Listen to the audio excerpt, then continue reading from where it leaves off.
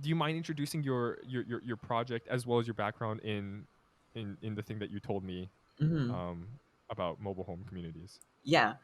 So I guess for some background, I live in a northwest suburb of Illinois, which is like near O'Hare Airport, and I specifically live in a mobile home park. So it's basically an entire neighborhood full of trailer parks, and we are unincorporated, which means it's a very weird thing to be unincorporated. It basically is that legally you aren't a part of any town, and so as a result, you don't get access to a lot of sort of local resources or funds.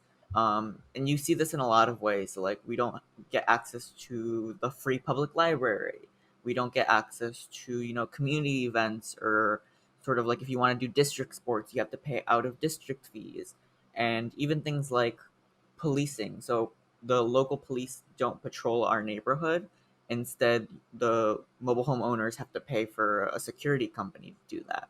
And so it really manifests itself in different ways. I was really interested in how it affects sort of education. So like firsthand, like not being really able to go to the library because you can't afford a library card, and not being able to join sports in the summer because you can't afford that. And that's such a common thing because most of the families in the mobile home parks are minorities. They're usually below the poverty line or are on some sort of assistance, and so it really does become a barrier to access. And so that had been a problem pretty much for as long as I knew. And then when I was in eighth grade, I had heard about how the high school had wanted to start a summer camp for elementary school students and to sort of bring some books and activities. And so I like went up to the people organizing it. And I was like, I want to help. And so I joined as an eighth grader. No one knew who I was, and I really got into doing that. And so for the past 4 years, we've been running that summer camp, bringing those sort of activities and pretty much doing it all for free. We'd set up tents, and that really, I think, brought a lot of attention to the need in our community because, we would get sort of news attention from it as well as just attention from local community members. And while I did enjoy, the summer camps, they were always so much fun. It was always felt like not a permanent solution, because we unfortunately didn't have the resources to have the summer camps available all summer. It was really only a few weeks at a time. And so then that's when I decided to sort of, I guess, shift gears in the past 1 to 2 years. And we started like talking to various different, mayors, local politicians, the library board, to try to fix that so we can get library cards for students living in these areas. Um, and then eventually, after talking to various people, in I think about February, I actually got to present to Senator Laura Murphy, who's one of the Illinois senators for my local area.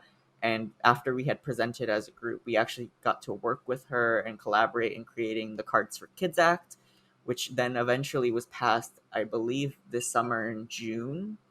And as a result of that, not only does my community get access to library cards if you live in these areas and are below the poverty line, but all of Illinois, since there are multiple unincorporated areas across the entire state, both in urban, rural, and suburban areas.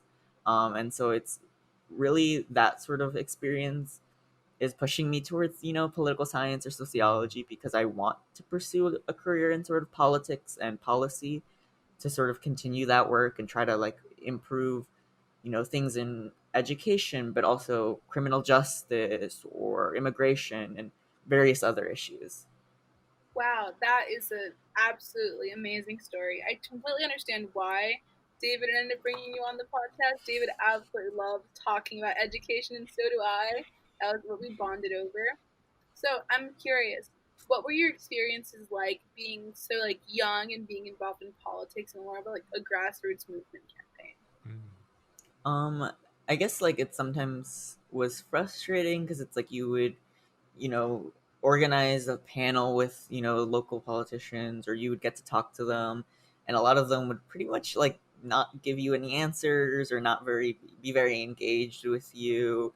And so I think it was like always like sometimes you were talking to a wall. Like we would talk to the library board and other people, and no one would be very, they wouldn't be opposed, but they weren't really helping, so Yeah. to speak.